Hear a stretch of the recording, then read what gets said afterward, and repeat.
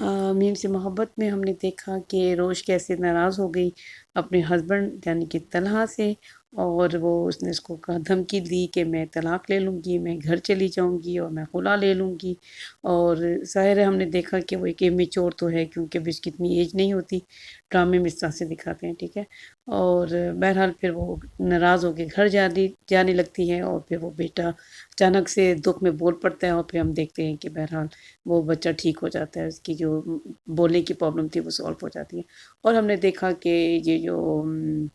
ارسلان تھا اس کا ہم نے دیکھا کہ انہوں نے کیسے اینڈ کیا۔ ظاہر ہے اس کو تھپڑ لگایا اس کی ماں نے، اور اس کی ماں کو لگانا بھی چاہیے تھا۔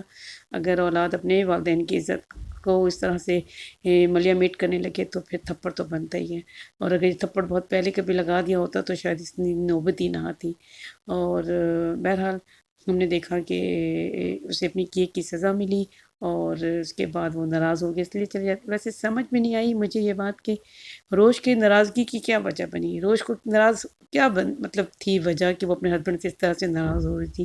اس نے تو اس کو تھینکس فل ہونا چاہیے، دیکھا جائے تو، کہ ایک غلط بندے کے ساتھ وہ شادی کرنے جا رہی تھی، ایک بات یہ۔ دوسری بات یہ کہ وہ تو اس کو قتل کرنا چاہتی تھی، وہ چاہتی تھی، میں نے پوری پلاننگ کی ہوئی تھی اس نے کہ وہ اس کو قتل کر دے گی اور اس کے بعد وہ واپس آ جائے گی اپنے پیرنٹس کے گھر، تو اس نے اتنے بڑے تکلیف سے اس کو بچا لیا۔ اس کو تو تھینکس فل ہونا چاہیے، کس بات پہ ناراض ہو رہی تھی اپنے ہسبینڈ کے ساتھ۔ ظاہر ہے امیچورٹی کا ایک لیول ہوتا ہے نا، کچھ زیادہ ہی امیچور دکھایا آپ نے، ہم نے دیکھا، ٹھیک ہے۔ صبح صبح اٹھ کے پھر واپس چلی بھی جاتی ہے، رات کو چلے موہت کے رونے کی وجہ سے رک جاتی ہے، لیکن اگلے دن صبح چلی جاتی ہے واپس۔ بہرحال ڈرامہ تو پھر ڈرامہ ہی ہوتا ہے، اور ہم نے پھر دیکھا کہ یہ اپنے دادا کے پاس جاتی ہے روش، اور وہاں پہ پھر